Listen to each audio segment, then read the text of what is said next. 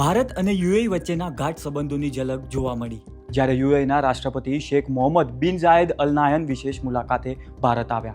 ભલે તેમની મુલાકાત માત્ર 2 કલાકની હતી, પરંતુ તેની રાજકીય અસર ખૂબ ઊંડી માનવામાં આવી રહી છે।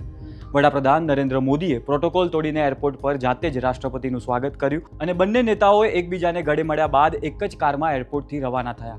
વિદેશ મંત્રાલય મુજબ શેખ નાહયાનની રાષ્ટ્રપતિ બન્યા પછીની આ ત્રીજી અને છેલ્લા 10 વર્ષમાં 5મી ભારત મુલાકાત છે। આ મુલાકાત એવા સમયે થઈ છે જ્યારે પશ્ચિમ એશિયામાં ભૂ રાજકીય પરિસ્થિતિ ઝડપથી બદલાઈ રહી છે।